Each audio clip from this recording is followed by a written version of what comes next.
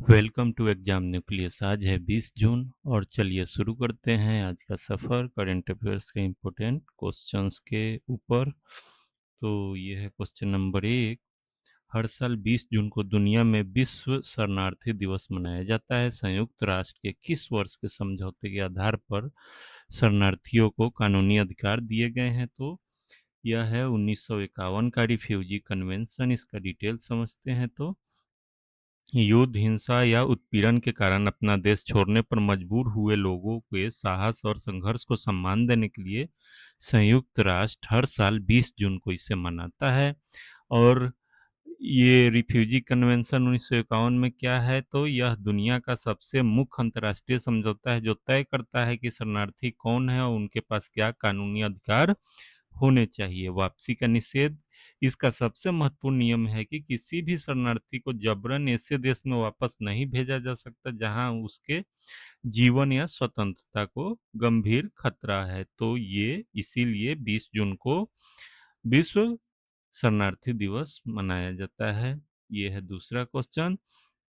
हाल ही में चर्चा में रहा किसाऊ बहुउद्देशीय बांध परियोजना किस नदी बेसिन पर बनाया जा रहा है, जिसको लेकर हाल ही में 6 राज्यों के बीच पूर्ण सहमति बनी है? तो यमुना नदी बेसिन पर किसाऊ बहुउद्देशीय बांध परियोजना को बनाया जा रहा है। इसका डिटेल समझते हैं। तो यमुना बेसिन का विस्तार यमुना बेसिन की सहायक टोंस नदी पर बनने वाले इस मेगा डैम प्रोजेक्ट के लिए 6 राज्यों के बीच पानी और बिजली खर्च बंटवारे पर सहमति बनी है। और इसमें लाभार्थी राज्य कौन से होंगे? तो हिमाचल प्रदेश, उत्तराखंड, हरियाणा, राजस्थान, उत्तर प्रदेश और दिल्ली को सीधे तौर पर पानी की आपूर्ति होगी। इस परियोजना से इन राज्यों की पेयजल आपूर्ति सुनिश्चित होगी तथा जल विद्युत क्षमता के माध्यम से प्रचुर बिजली उत्पादन किया जा सकेगा। तो ये बहुत ही महत्वाकांक्षी परियोजना है जो यमुना नदी बेसिन पे बनाया जाएगा, किसाऊ बहुउद्देशीय बांध परियोजना।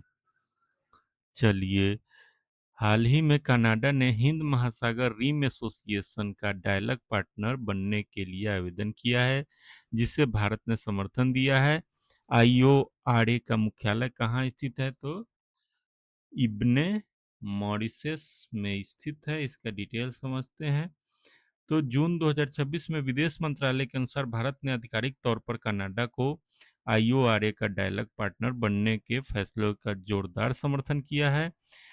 आईओआरए क्या है? तो यह हिंद महासागर क्षेत्र के किनारे बसे 23 देशों का एक महत्वपूर्ण क्षेत्रीय संगठन है जिसकी स्थापना वर्ष 1997 में की गई थी। इसका सचिवालय इब्ने मॉरिशस में स्थित है। इसका मुख्य उद्देश्य है हिंद महासागर क्षेत्र में समुद्री सुरक्षा सुदृढ़ करना, समुद्री व्यापार बढ़ाना और संधारणीय ब्लू इकोनॉमी को बढ़ावा देना है। तो ये था इसका डिटेल। अब चौथा क्वेश्चन। जून 2026 में भारत और रूस के बीच किस महत्वपूर्ण सैन्य समझौते को पूरी तरह से लागू कर दिया गया, जिससे दोनों देशों की सेनाएं एक दूसरे के सैन्य ठिकानों का इस्तेमाल कर सकेगी? तो रिलोस समझौता लागू किया गया है।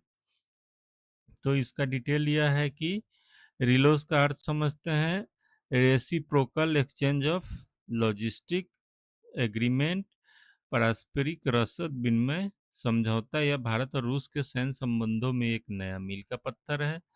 सैन्य सुगमता क्या है? तो ये इस समझौते के तहत दोनों देशों की नौसेना, वायुसेना और थल सेना एक दूसरे के सैन्य ठिकानों पर जाकर ईंधन भरने, जहाज की मरम्मत और आवश्यक रसद जुटाने की सुविधा उपलब्ध होगी। और रणनीतिक पहुंच क्या है? तो इससे भारत की पहुंच आर्कटिक क्षेत्र में मजबूत होगी और रूस को हिंद महासागर में अधिक परिचालन सुविधा मिलेगी, जो रणनीतिक संतुलन बनाए रखने में मददगार है। तो ये था इसका डिटेल। चलिए, पांचवा और अंतिम क्वेश्चन। हाल ही में किस देश ने अंतरिक्ष के मौसम और सौर तूफानों पर बारीकी नजर रखने के लिए दुनिया का पहला पूरी तरह समर्पित उपग्रह सोलर वन, पूर्व नाम SWFO-L1 सफलतापूर्वक एक्टिव किया है? तो संयुक्त राज्य अमेरिका ने किया है।